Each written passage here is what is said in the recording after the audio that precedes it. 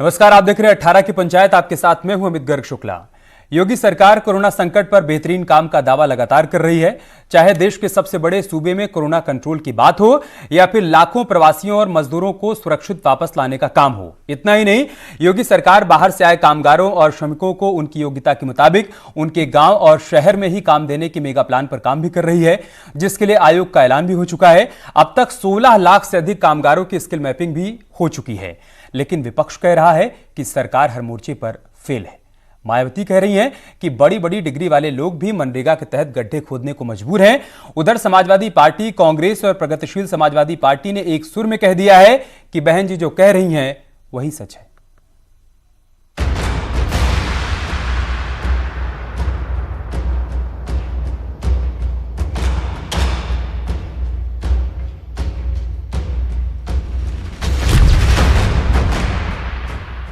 बहुत खराब हालत है उनकी, बहुत ही दयनीय हालत है।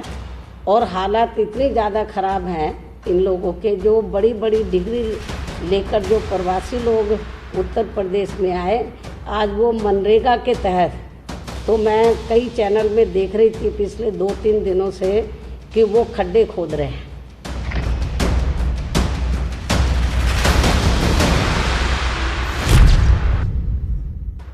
प्रदेश में एक बहुत बड़ा कारखाना साइकिल का था जी, और जब एटलस का। हम आप सब और दुनिया वर्ल्ड साइकिल डे मना रहे थे, उसी दिन पता नहीं क्यों एटलस उस साइकिल का कारखाना बंद हो गया। तो कभी कभी सोचने की बात यह है कि 20 लाख करोड़ का पैकेज मिला हो, प्रदेश सरकार कोशिश कर रही हो और उसके बाद एक कारखाना बंद हो जाए।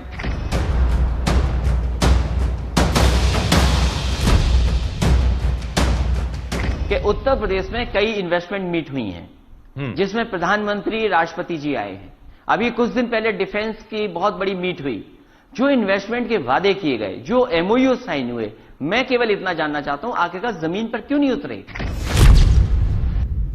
मायावती जी आज कह रही हैं, इस बात को समाजवादी पार्टी के राष्ट्रीय अध्यक्ष आदरणीय अखिलेश यादव जी सरकार से कई बार कह चुके हैं कि सरकार केवल टीम 11 के साथ माननीय मुख्यमंत्री जी मीटिंग करके सो जाएंगे, तो आखिर जो जमीन पे हालात क्या हैं ये सरकार को समझना पड़ेगा। बहुजन समाज पार्टी और उनकी नेता मायावती जी पूरे कोरोना की लड़ाई में सिर्फ बयानबाजी राहुल गांधी जी की कॉपी कर रहे हैं, सिर्फ आलोचना कर रहे हैं। बसपा का वर्कर कहीं पर भी आपको दिखा जो लोगों की सेवा में लगा? सिर्फ बयानबाजी करना है। उनके अगर कोई सुझाव हैं तो वो मेल करें। ऑल पार्टी के जो लीडर हैं वो अपनी अपनी राय रखते हैं, राय रखें, लेकिन सिर्फ आलोचना कर रहे हैं, जबकि उनको मालूम होना चाहिए कि उत्तर प्रदेश में एक ऐसा मुख्यमंत्री है जिसने कोरोना के खिलाफ लड़ाई को इतने मजबूती से लड़ा है।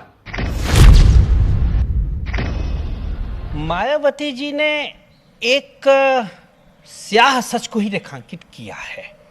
यह सच है कि भाजपा सरकार कोरोना के मोर्चे पर पूरी तरीके से विफल रही है। जिस बात को कांग्रेस लगातार कह रही है कि प्रदेश में कोरोना आपदा के चलते जो लोग प्रभावित हुए हैं, जिनका रोजगार प्रभावित हुआ है, उनको ये सरकार रोजगार देने में अक्षम साबित हुई है।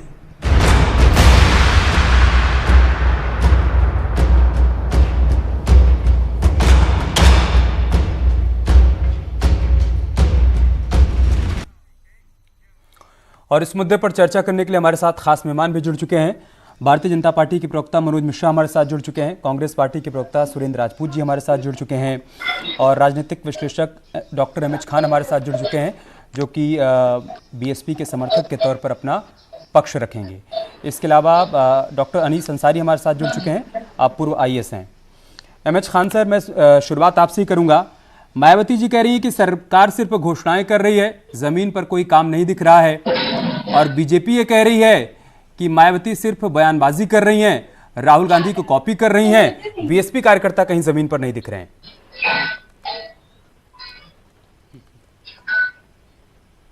जरा आप बता दीजिए, आप तो पत्रकार हैं, चौथा स्तंभ है, आपको कहीं दिख रहा है काम? देखिए, इस तरह की बातों का संज्ञान लेने के बजाय उस पर उल्टा बात कहने की जरूरत नहीं है। जो भी लोग कह रहे हैं आपको, तो आपको दिखाई नहीं दिया कि सड़कों पर मजदूर चल रहे हैं, सड़कों से आके गांव में घुस नहीं पा रहे हैं, आपको दिखाई नहीं दे रहा है। देखिए, शाहनवाज हुसैन साहब अभी कह रहे थे कि मायावती जी आप अपने प्रदेश की गिनती किसी भी प्रदेश की नहीं कर रहे हैं, खाली उत्तर प्रदेश की गिनती कर रहे हैं। क्यों भाई? हमारे कितने पढ़े लिखे इंजीनियर जो हैं वो पानी बेचने तक के लिए उसकी स्थिति आ गई है। वो क्या करें? जो हकीकत का आईना दिखाया जा रहा है, बहन कुमारी मायावती जी ने जो कहा है बिल्कुल सच कहा है, इसमें कहीं दो राय नहीं है। और सरकार को किसी भी व्यक्ति द्वारा दिया गया सुझाव को स्वीकार कर लेना चाहिए और उस पर काम करना चाहिए। जिम्मेदारी किसकी है? विपक्ष की जिम्मेदारी है क्या? सरकार में कौन बैठा है? केंद्र में सरकार में कौन बैठा है? उत्तर प्रदेश सरकार में कौन बैठा? जिम्मेदारी तो सरकार की होती है, कार्यकर्ताओं की जिम्मेदारी नहीं होती है कि कार्यकर्ता जितना क्षमता होती है उस हिसाब से अपना काम करता है। लेकिन सारी की सारी जिम्मेदारी सरकार की होती है और सरकार को सुझाव देना गुनाह नहीं है। सरकार को सुझाव को स्वीकार करना चाहिए, उस पर टीका टिप्पणी नहीं करना चाहिए। और बहन जी ने कोई टीका टिप्पणी ऐसी नहीं किया। उन्होंने कहा कि जो डिग्री लिए हुए लोग हैं, जो ग्रेजुएट लोग हैं, वो आज मनरेगा में काम करने के लिए मजबूर हैं। क्यों साहब? जो प्रवासी आए हैं 9 लाख 8 करोड़ 10 करोड़ जो बाहर से लोग आ गए, उनको जरा बताइए। आप पत्रकार हैं, आप अपनी टीम को भेज के दिखवाइए लखनऊ के किसी गांव में किसको रोजगार मिला है? किसी को रोजगार नहीं मिला है। जो लोग मनरेगा में इनरोल्ड थे उन लोगों को 500-500 रुपया 200-200 रुपया मिल गया। लेकिन जो लोग बाहर से आए हैं उन्हें किसी को कुछ नहीं, रोटी के लिए तरस रहे हैं, भूखे मर रहे हैं, भूख से मर जाएंगे साहब ये लोग। ये राय दी जा रही है, आपको मशवरा दिया जा रहा है, उस पर भी आपको मिर्ची लग रही है। क्यों मिर्ची लग रही है? उस पर काम करिए ना। मजदूरों के खिलाफ आप प्रोपगंडा कर रहे हैं, लगा रहे हैं कैंप। काम वाली जैसे आपने अगर लगाया होता कैंप सड़कों पर कि जो भी मजदूर पैदल चल के आएगा उसको हम भोजन देंगे और यहीं से बैठा के लेकर चल देंगे। सर थोड़ा विराम, वो आपने काम नहीं किया। आप कांवड़ियों के लिए फूल बरसा कर सकते हैं, लेकिन मजदूरों के लिए आप कोई व्यवस्था नहीं कर सकते। आपको आवाज मिल रही है? थोड़ा विराम दीजिए सर, आपके सवालों का जवाब मनोज मिश्रा देंगे। लेकिन आपने कहा कि एक पत्रकार के नाते आपको जमीन पर क्या दिखाई पड़ रहा है। सर, एक पत्रकार के नाते मुझे मान लीजिए भारतीय जनता पार्टी सरकार का काम नहीं दिखाई पड़ रहा है, तो सर बीएसपी का भी काम नहीं दिखाई पड़ रहा है। बीएसपी के कार्यकर्ता भी इस कोरोना काल के दौरान दिखाई नहीं पड़ रहे हैं। और बीएसपी प्रमुख मायावती आज मीडिया के सामने प्रेस कॉन्फ्रेंस करने के लिए आई। 2.5 महीने 3 महीने बीत गए सर इस कोरोना संकट को लेकर, तो आप भी तो दिखाई नहीं पड़े सर। क्या हम उसकी बात नहीं करें? अब आप सुन लीजिए, अब आप सुन लीजिए, अब आप सुन लीजिए, अब आप सुन लीजिए, अब आप भी सुन लीजिए।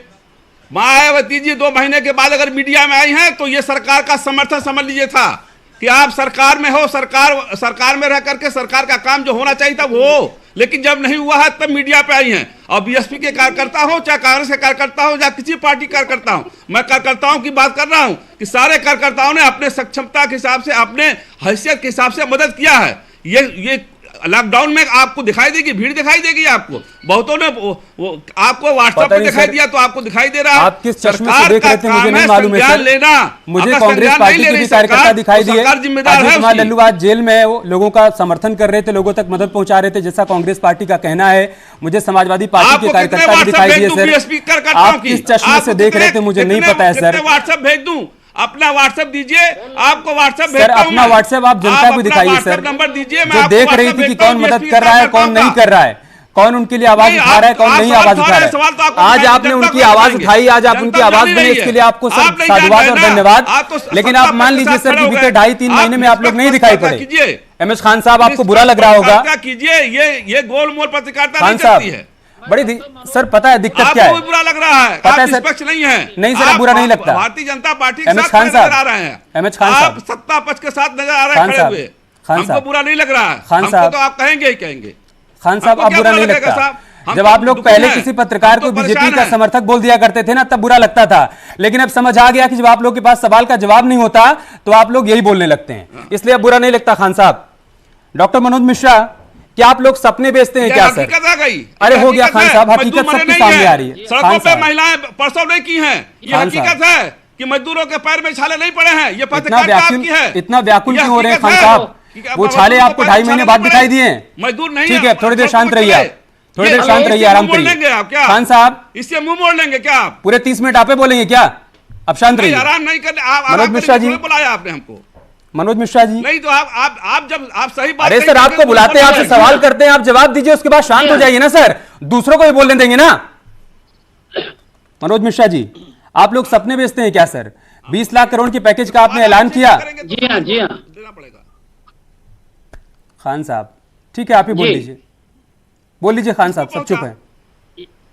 ये मैं ये समझ नहीं पा रहा हूँ, खान साहब बसपा का शायद पार्टी का। ठीक है सर, आप खान साहब को छोड़िए, मेरा सवाल सुनिए सर। आप लोग सपने बेचते हैं क्या सर? 20 लाख करोड़ के आर्थिक पैकेज का ऐलान हुआ, वो कितना जमीन पर पहुंचा सर? किसानों को कितना मिला, मजदूरों को कितना मिला, कामगारों को कितना मिला, बताइए।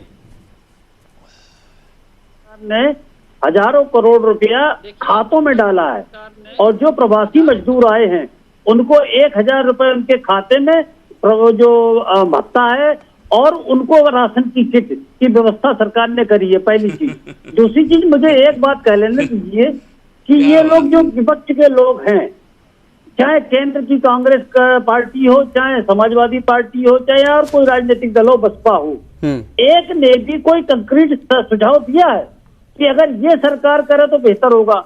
कोई सुझाव नहीं देता। जो काम हो रहा है उसमें कमी निकालना है। दूसरी बात, आप ये देखिए कि जब आपदा आती है तो ये 100 साल 150 साल बाद आपदा आई है थी, तो सबको सरकार के साथ खड़ा होना चाहिए कि ना कि अपनी अपनी ढपली, अपना अपना राज। जैसे कांग्रेस ने 1000 बसों का शिगुफा छोड़ा, जबकि कोटा के छात्रों को योगी जी की सरकार कानपुर पूरे प्रदेश में लाई। उस समय कांग्रेस ने पैसा भी लिया और डीजल का भी पैसा लिया। केवल ड्रामेबाजी छोड़ दो, केवल कारण ये है कि जो काम हो रहा है उसमें अड़ंगे डालो। विपक्ष का मुख्य लक्ष्य यही है इस समय कि काम होने ना पाए, और फिर सारा ठीकरा भाजपा की केंद्र और प्रदेश सरकार के मुंह पर छोड़ दो। आप ये देखिए, योगी जी ने पहले ऐसे मुख्यमंत्री हैं कि जो 20 लाख से ऊपर प्रवासी कामगार उत्तर प्रदेश में आए, उनके रोजगार की चिंता करी, उनकी स्किल मैपिंग करवा रहे हैं, और उसके हिसाब से उनको रोजगार देने की व्यवस्था करने का प्रयास कर रहे हैं। उसके बाद हुआ क्या मिश्रा जी? बाराबंकी में पति पत्नी ने 3 बच्चों के साथ खुदकुशी कर ली। औरैया में एक बेटे ने अपनी मां को जहर दे दिया आर्थिक तंगी के चलते, और जहर खाकर उसने भी जान दे दी। सर, विश्व साइकिल दिवस के दिन ही गाजियाबाद में एटलस साइकिल की कंपनी में ताला लग गया सर। तो आप जो आर्थिक पैकेज दे रहे हैं, जो स्किल मैपिंग कर रहे हैं, उसका क्या फायदा हो रहा है, ये समझाइए ना सर थोड़ा। आप ये बताइए कि हमने तत्कालिक उनकी आर्थिक मदद कर दी भारतीय जनता पार्टी की सरकार ने। क्या 10 दिन के अंदर, 5 दिन के अंदर ये फैक्ट्री बंद हो गई? क्या इसके पूर्व में कोई कारण नहीं रहा होगा? अब ये कारण मुझे नहीं पता है कि ये क्यों बंद होगी फैक्ट्री साइकिल वाली, लेकिन ऐसा थोड़े कि केवल 1 दिन के कारण से बंद हो गई है। ये नहीं है, ऐसा नहीं है। सच बात ये है कि विपक्ष को केवल कमियां गिनाना है, वो कमियों की बात करेंगे और सहभागिता की बात नहीं करेंगे। आप एक बात बता दीजिए, किसी भी विपक्ष ने कहीं पर भी सामाजिक सरकार का, प्रदेश सरकार का, केंद्र सरकार का साथ दिया हो, कोई आर्थिक मदद करी हो, कुछ और किया हो? इनकी ये चिंता है कि प्रधानमंत्री। मैं सवाल सुरेंद्र राजपूत से पूछ लेता हूं सर, लेकिन आपने कहा ना कि वो फैक्ट्री 1 दिन में नहीं बंद हो गई होगी। सर, यूपी में 3 साल से आप हैं और केंद्र में 6 साल से आप हैं, तो आपको देखना चाहिए था ना सर कि अगर वो फैक्ट्री धीरे धीरे बंद हो रही है तो क्यों बंद हो रही है? सुरेंद्र राजपूत जी, आप लोग ना सलाह देते हैं, ना सुझाव देते हैं, सिर्फ टांग खिंचाई करते हैं, आलोचना करते हैं, ये कह रहे हैं मनोज मिश्रा जी। करते हैं, ये कोई काम कंक्रीट नहीं करते हैं और ये करना भी नहीं चाहते। ये केवल मिश्रा जी, लोग भाजपा की सरकार को बदनाम करना चाहते हैं। सर, हो गया, आपकी बात समझ गए, जवाब दे रहे हैं सुरेंद्र राजपूत जी। देखिए अमित भाई 2 बातें बड़ी पहले तो स्पष्ट कर दूं कि एक चीज तो ये लेकर के है कि पहली बात, आप एक ख्याति लब्ध और एक अच्छे पत्रकार भी हैं, और उन चंद पत्रकारों में से हैं, चंद एंकरों में से हैं जो पत्रकार हैं। हम आपका बहुत इज्जत और सम्मान करते हैं। अब दूसरी बात पर आ जाइए आप। देखिए, स्पष्ट रूप से जो अभी आदरणीय मनोज मिश्रा जी ने जितनी बात कही, ये आवाज इको हो रही है, इसको थोड़ा बंद करा दीजिए। ठीक है सर। ये जो मनोज मिश्रा जी ने बात की, उसमें तथ्य कम और इनकी मंशा ज्यादा है। अब इनके पास क्या है कि जब हम तथ्यात्मक सुझाव देते हैं, हमने 12 फरवरी से लेकर के, हम डेट बता रहे कि 12 फरवरी से लेकर के आज तक हमने जितने तथ्यात्मक सुझाव हैं, लिखित में भी दिए, प्रेस कॉन्फ्रेंस करके भी दिए, और सीडब्ल्यूसी ने इनको लेटर लिख करके भी दिया। हम कुछ ठोस सुझाव आपको बता देते हैं जो हम लोगों ने किए। हमने आदरणीय प्रधानमंत्री जी को कहा कि मजदूरों के खाते में 7,500 हजार रुपए डालिए, तब जाकर के आपका काम चलेगा, क्योंकि डिमांड तभी होगी और जब खाते में मजदूरों के पैसा होगा। ये कितनी बात कह रहे हैं कि 3 महीने में इन्होंने कुल जमा पूंजी आज तक 1,200 रुपए डाले हैं, यानी 400 रुपए महीना। ठीक। दूसरी बात हमने कहा था कि मनरेगा के दिनों को दुगना कर दीजिए। अगर मनरेगा के दिनों को इन्होंने दुगना किया हो तो बता दीजिए। और हमने ये कहा था कि मनरेगा की मजदूरी कम से कम आप 300 रुपए कर दीजिए, जो कि इन्होंने 181 से 202 रुपए पिछले ही बजट में की थी। अब स्थितियों को अगर आप देखेंगे अमित भाई, कि हम जितने सुझाव हमने इनको अच्छा खासा कहा कि 1,000 बसें हम दे रहे हैं, इन्होंने हमारे आदरणीय प्रदेश अध्यक्ष को जेल में डाल दिया इस बात से कि आप बसें क्यों दे रहे हैं, आपके खिलाफ 420 का मुकदमा। आप समझिए। वहीं आदरणीय योगी आदित्यनाथ जी कह रहे हैं कि उत्तर प्रदेश में जितने बंबई से मजदूर आए हैं 75% कोरोनाग्रस्त हैं। और कल एक अखबार को उन्होंने दिया, एक अखबार बड़ा प्रतिष्ठित अखबार है, जिसमें उन्होंने कहा अगर मैं सख्त नहीं होता तो 23 से 24 करोड़ लोग कोरोना ग्रसित हो जाते। अब इस तरीके की परिस्थितियां जहां पर हो रही हो, जहां पर मात्र 5,000 की टेस्टिंग हो रही हो 23 करोड़ के प्रदेश में, और जहां पर इस तरीके से जच्चा और बच्चा मर रही हो, जैसी आज आपकी नोएडा में हृदय विदारक घटना हुई है, उसके बाद आदरणीय मनोज मिश्रा जी हमसे कह रहे हैं कि हम सुझाव नहीं देते।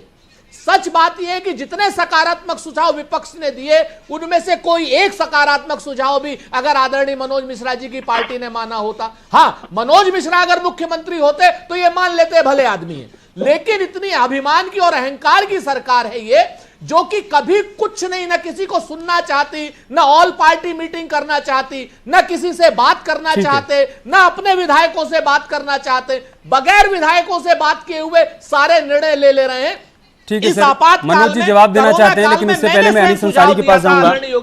अनीस अंसारी जी, सुन लीजिए अमित जी सिर्फ आखिरी बात। आदरणीय योगी आदित्यनाथ जी को मैंने सुझाव दिया था, कहा था कि जब तक आप विधानसभा का सत्र नहीं बुलाएंगे तब तक आप जो है कोरोना के लिए पैसा नहीं डाइवर्ट कर पाएंगे अन्य योजनाओं से।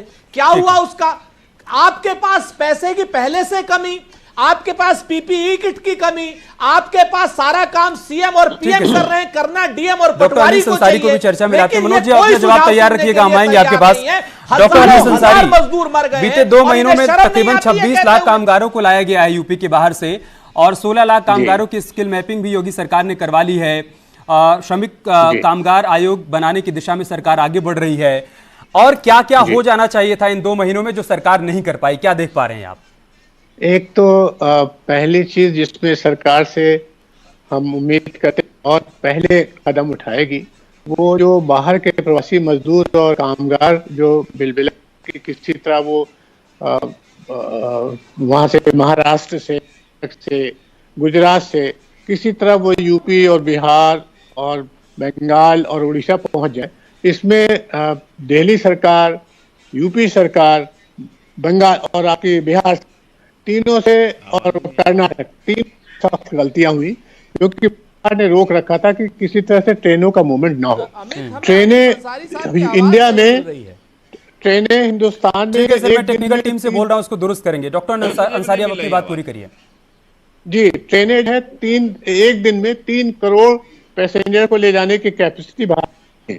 अब अगर उसकी 1/3 कैपेसिटी भी सरकारें इस्तेमाल करती तो ये 20 दिन के अंदर सारा झगड़ा खत्म हो जाता। पहली बात। दूसरी चीज, इस वक्त ये कोरोना शुरू होने से पहले से सबको पता था कि हमारे मुल्क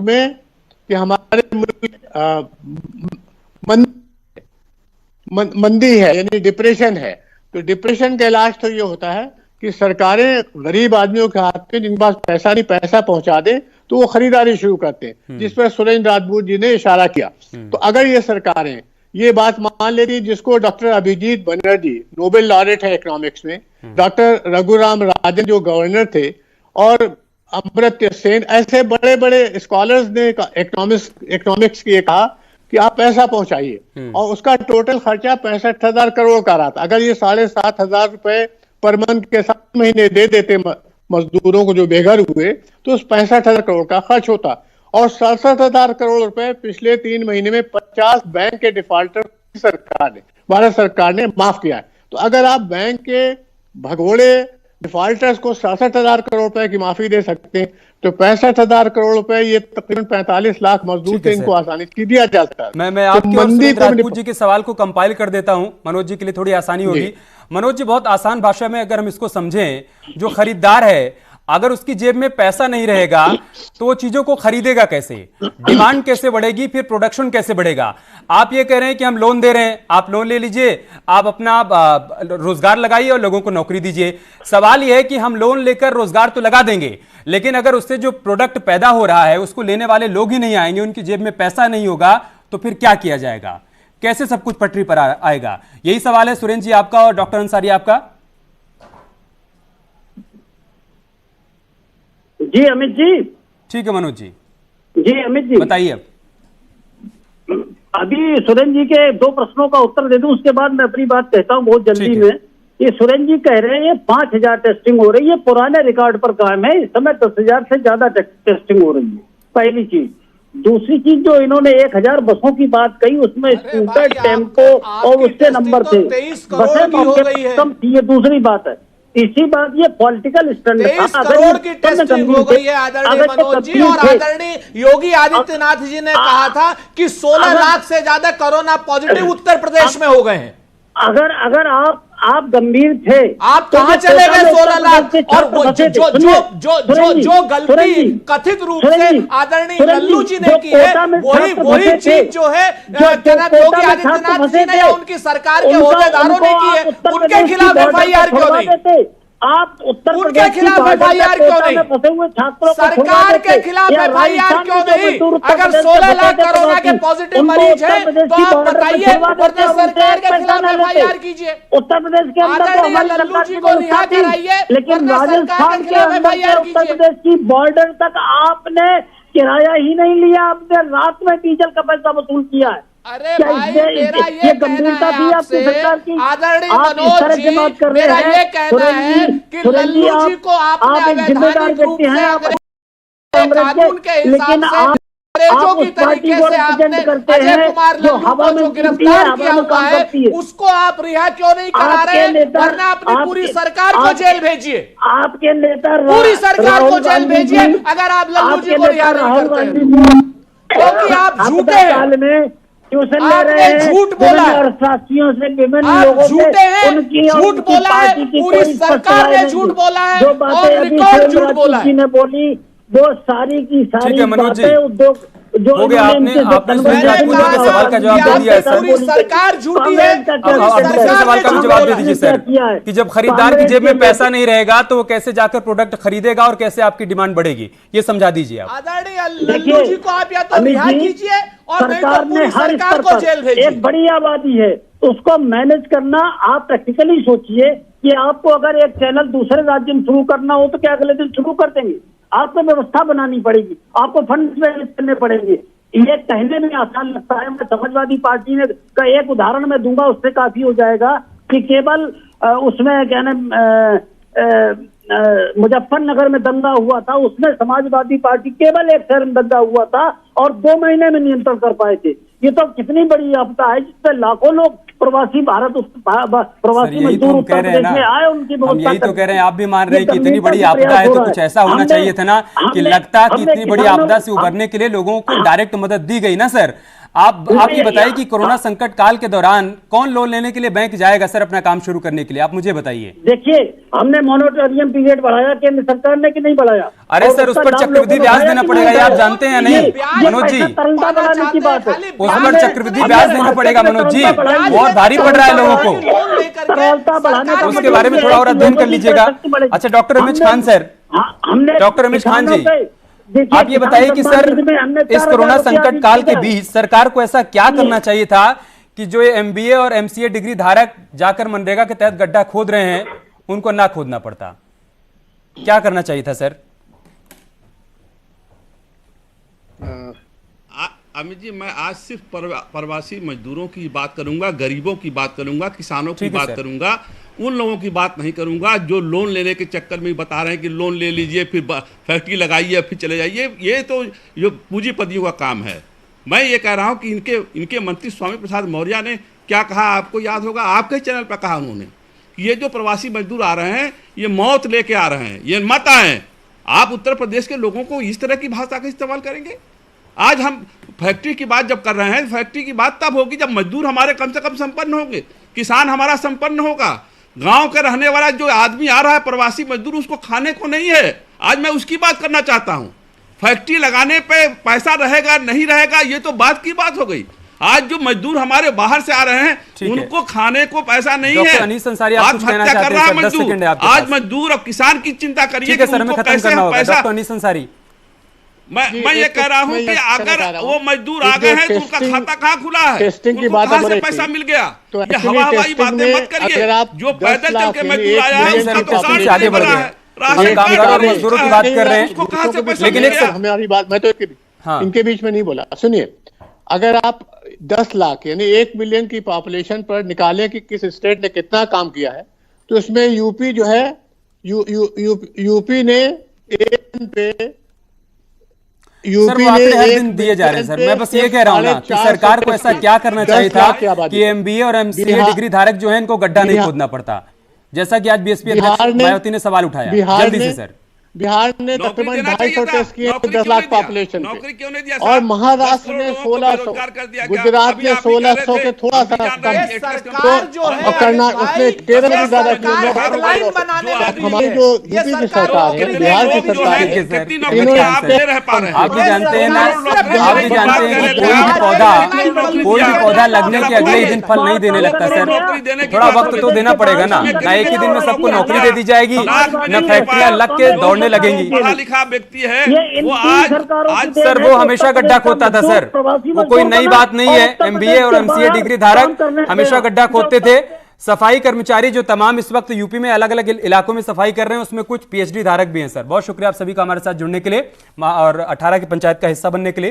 तेज रफ्तार खबरों के लिए चलते हैं दीपिका के पास।